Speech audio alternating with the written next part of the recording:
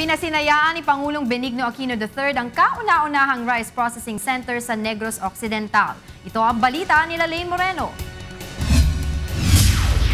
Pinangunahan ni Pangulong Aquino ang pagpapasinaya sa kauna-unahang rice processing center sa Negros Occidental na pinduhan ng 55.1 million pesos.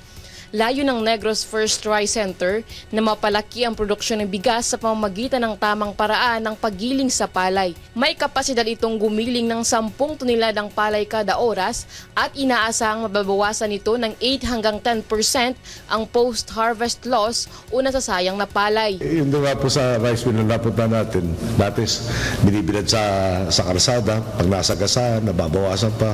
Si long grain, naging broken grain. No? Si pagtuyo, 3 days. Noong tutuyo na, umulan, balik sa 3 days ulit. Ngayon po, may moderno at mas epektibo na tayong pasilidad.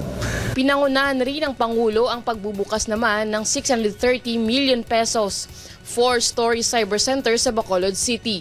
Ang nasabing cyber center ay nakatayo sa 2 hektaryang lupain at pag-aari ng provincial government. Inaasahang makakapag-generate ito ng 19 million pesos kada taon sa rental at makakapagbigay ng 6,000 direct jobs at 20,000 indirect jobs sa mga Bacolod noon sa susunod na 2 taon.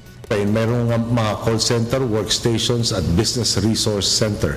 May espasyo para sa startup IT companies at sa mga nais pang mag-aaral at magsanay sa sektor ng ITB. Samantala, may ilang grupo din na nagsagawa ng rally ngunit hindi ito nakapasok sa lugar kung saan nagsasalita ang Pangulo. Pasado 2:00 nang umalis ang Pangulo sa Bacolod patungong Cebu City. Mula dito sa Negros Occidental, Lane Moreno, UNTV News Worldwide.